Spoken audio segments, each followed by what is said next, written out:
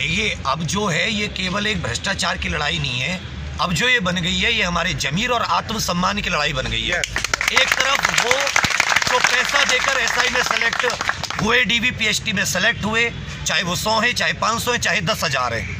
एक तरफ वो जिसने 4 से 5 साल गरीब माँ बाप के वो बच्चे जिन्होंने कुछ ना कुछ संपत्ति बेच के किसी ना किसी तरीके से कर्ज लेकर अपने बच्चों को पढ़ाया, अच्छी शिक्षा दी, एक तरफ वो है। और उस मेहनती की सीट उसके सामने से और वो छाती ठोक कर बोल कर कि जो तुझ पे उखड़े उखाड़ ले, एक पैसे देने वाले ने छीन ली। तो अब ये तुम्हारे उस आत्मसम्मान की लड़ाई है जिसके लिए गरीब हमेशा खड़ा होता है कि उससे कुछ भी छिन जाए, उससे उसका जमीर और उसका आत्मसम्मान नहीं छिने। मैं हर एक उस व्यक्ति से, उत्तर प्रदेश के निवासी, भारत के निवासी से, हर एक नागरिक से पूछना चाहूँगा कि क्या कल किसी चौक चौराहे पर जा रहे हो और कल कोई इन्हीं में से फर्जी तरीके से भर्ती हुआ दरोगा आपको पकड़ के आप अपने परिवार के साथ हैं, आपको बेइज्जत कर देता है, उस दिन याद आएगा कि कोई तुम्हारे लिए 100-200 एक ऐसे लोग थे जो भूखे प्यासे गर्मी में तुम्हारे लिए मर रहे थे कि ऐसे कमीने लोग चौक चौराहों पर उस पवित्र वर्दी को पहनकर देश के समाज का नाम गंदा ना करें। तब तुम्हें याद आएगी कि काश हमें वहां पर होना चाहिए था। यह भर्ती 2 स्टेज में, शुरुआत से टेंडर से लेकर एग्जाम सेंटर तक, इस भर्ती में हाई लेवल का भ्रष्टाचार हुआ है। ऐसा भ्रष्टाचार उत्तर प्रदेश के इतिहास में आज तक नहीं हुआ होगा और इतनी ज्यादा चुप्पी उत्तर प्रदेश के इतिहास में आज तक नहीं हुई होगी। 2017 का वो समय था, केवल एक जगह ऑनलाइन लीक हुआ था, केवल एक जगह एक फोटो आया था। भर्ती प्रक्रिया को रोककर पूरी जांच हुई तो पता चला कि हर एक centre UP STF, Amitabh yes उस समय एसटीएफ को लीड कर रहे थे।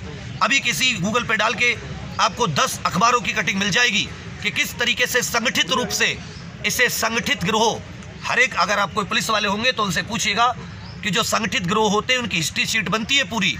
इन्होंने पूरे संगठित तरीके से लेकर टेंडर से और भर्ती के एग्जाम सेंटर तक, एग्जाम डेट तक, उसके बाद रिजल्ट और डीवी पीएचडी, उसके बाद नॉर्मलाइजेशन, हर एक चरण में जबरदस्त लेवल का भ्रष्टाचार हुआ है।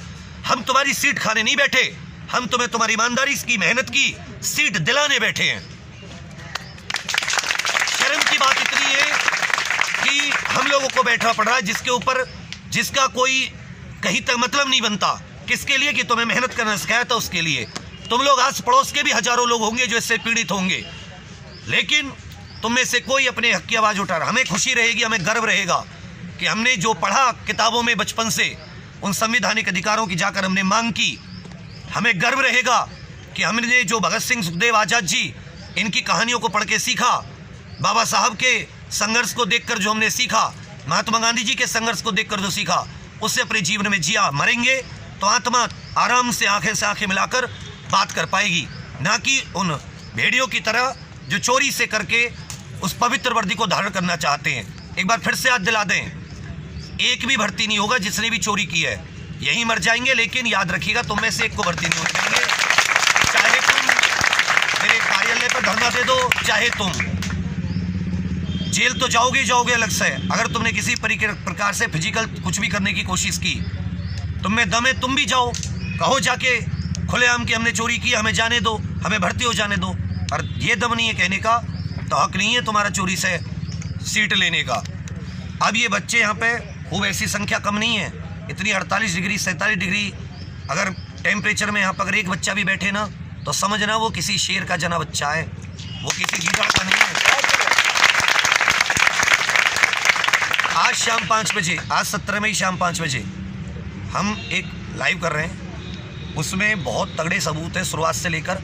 वो सारे सबूत में पीडीएफ बना के आप लोगों को दे दिए जाएंगे, सब उस पर एक बार चर्चा कर लीजिएगा। लगे कि भ्रष्टाचार है तो कल सुबह यहाँ पे आ जाइएगा, नहीं तो कल हम लोग उठ जाएंगे। जब आप अपने लिए नहीं लड़ सकते तो तुम्हारे लिए हम भी नहीं लड़ सकते। ये फिर से बता रहा हूँ, बेवकूफ़ नहीं है जो यहाँ पे कुछ सबूत के आधार पे यहाँ पे खड़े होंगे।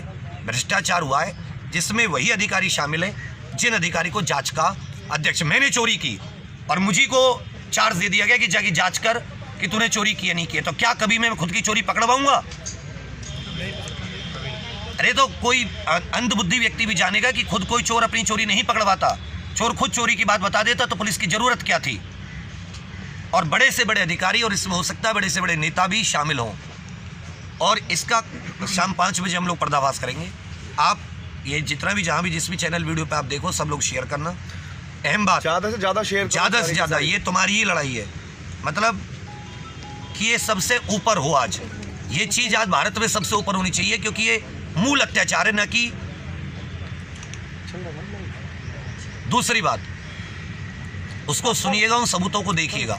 कोई आपका प्रेस में हो, कोई आपका मीडिया में हो, तो उनसे जरूर कहिएगा कि वो आज शाम 5 बजे हमारे यहाँ आके इको गार्डन में धरना स्थल पर, वो हमारी एक लाइव प्रेस कॉन्फ्रेंस, ये पर्दाफाश भ्रष्टाचार, ये लोग जरूर देखें। तो उम्मीद करेंगे कि आप सभी लोग इसमें साथ हैं, और अपने माँ बाप से एक बार बात कीजिए और मेरी बात उन्हें सुनाइए।